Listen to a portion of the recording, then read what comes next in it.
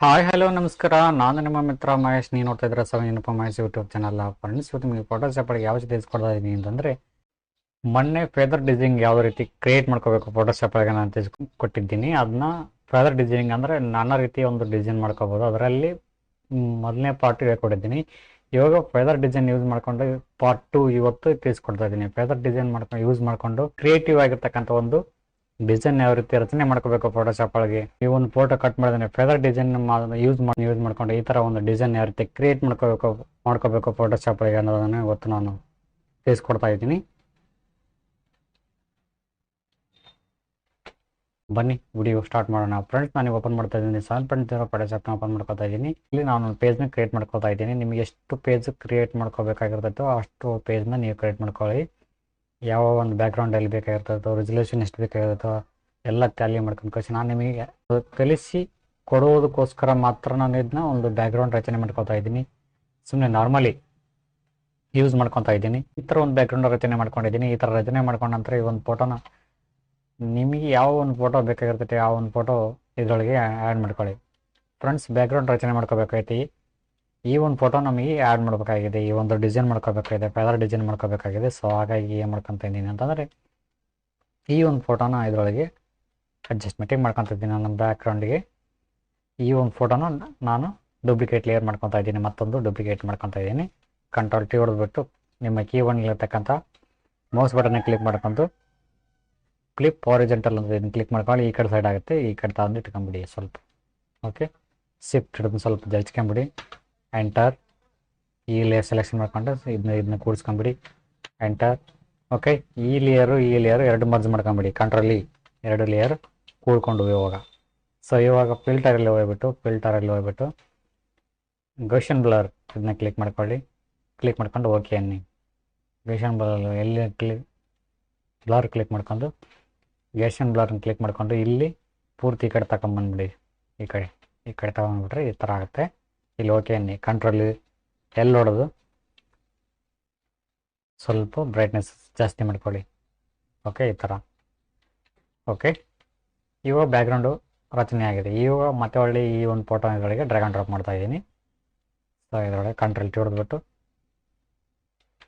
Okay, ಈ ಥರ ಸ್ವಲ್ಪ ಅಡ್ಜಸ್ಟ್ಮೆಂಟಿಂಗ್ ಮಾಡ್ಕೊತಾ ಇದ್ದೀನಿ. ಎಂಟರ್ ಆದ ನಂತರ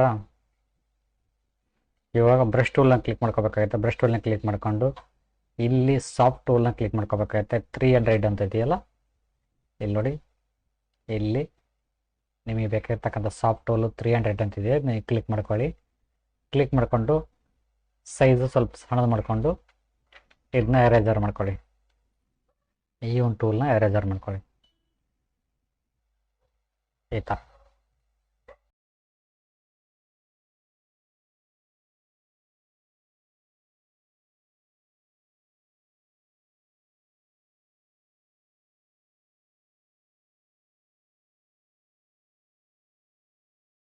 ಈ ಒಂದು ಪೆನ್ ಟೂಲ್ನ ಕ್ಲಿಕ್ ಮಾಡ್ಕೊಂಡು ಈ ಥರ ಸ್ವಲ್ಪ ಅಡ್ಜಸ್ಟ್ಮೆಂಟಿಂಗ್ ಮಾಡ್ಕೊಳ್ಳಿ. ಈ ಥರ ಕಂಟ್ರೋಲ್ ರೌಂಡ್ ಮಾಡ್ಕೊಂಡು ಎಂಟರ್ ಹೊಡೋದು.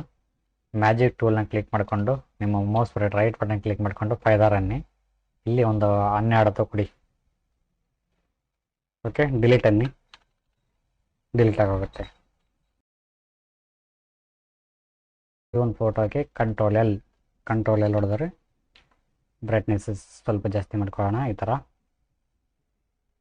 ಓಕೆ, ಮತ್ತು ಇಮೇಜಲ್ಲಿ ಹೋಗ್ಬಿಟ್ಟು ಅಡ್ಜಸ್ಟ್ಮೆಂಟಿಂಗಲ್ಲಿ ಹೋಗ್ಬಿಟ್ಟು ಕಲರ್ ಬ್ಯಾಲೆನ್ಸ್. ಓಕೆ,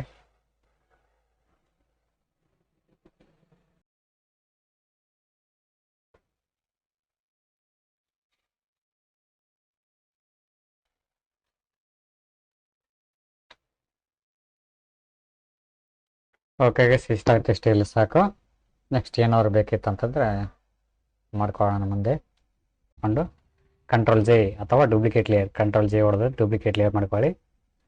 ನಾನು ಒಂದು ಲೇಯರ್ನ ಡೂಪ್ಲಿಕೇಟ್ ಲೇಯರ್ ಮಾಡ್ಕೊಂಡಿದ್ದೀನಿ. Ctrl+T ಹೊಡೆದ್ಬಿಟ್ಟು ನಿಮ್ಮ ಮೌಸ್ ರೈಟ್ ಬಟನ್ ಕ್ಲಿಕ್ ಮಾಡ್ಕೊಂಡು ಕ್ಲಿಪ್ ಹಾರಿಜಾಂಟಲ್ ಅಂತ ಕ್ಲಿಕ್ ಮಾಡ್ಕೊಳ್ಳಿ.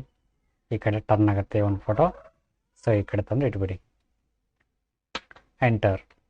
ಎಂಟರ್ ಹೊಡೆದು ಸೊ ಇವಾಗ ನೆಕ್ಸ್ಟ್ ಮತ್ತೆ ಒಳ್ಳೆ ಇಮೇಜಲ್ಲಿ ಹೋಗ್ಬಿಟ್ಟು ಅಡ್ಜಸ್ಟ್ಮೆಂಟಿಂಗಲ್ಲಿ ಹೋಗ್ಬಿಟ್ಟು ಡಿಸ್ಟ್ರಾಯ್ಟ್ ವ್ಯೂ ಸ್ಯಾಚುರೇಷನ್ ಅಂತ ಕೆಳಗಡೆ ಇದೆಯಲ್ಲ ಇದನ್ನ ಕ್ಲಿಕ್ ಮಾಡ್ಕೊಳ್ಳಿ. ಬ್ಲ್ಯಾಕ್ ಆ್ಯಂಡ್ ವೈಟ್ ಆಗಿ ಕನ್ವರ್ಟಿಂಗ್ ಆಗುತ್ತೆ ಫೋಟೋ. ಸೊ ಇಲ್ಲಿ ನೋಡ್ತಾ ಇದ್ರೆ ಈ ಥರ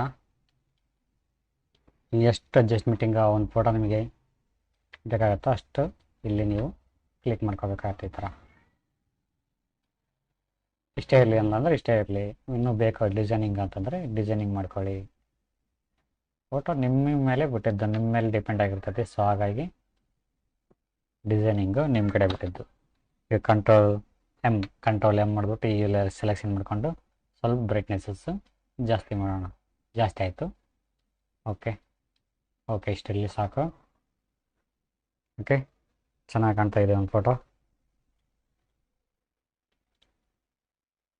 ಓಕೆ, ಅಷ್ಟರಲ್ಲಿ ಇದನ್ನ ಇನ್ನೂ ಸ್ವಲ್ಪ ದೊಡ್ಡದು ಮಾಡ್ಕೋಬೇಕು ಅಂತಂದರೆ ಕಂಟ್ರೋಲ್ ಟಿ ಹೊಡೆದ್ಬಿಟ್ಟು ಇದನ್ನ ಸ್ವಲ್ಪ ಇನ್ನೂ ದೊಡ್ಡದು ಮಾಡ್ಕೋಬೋದು ಈ ಥರ.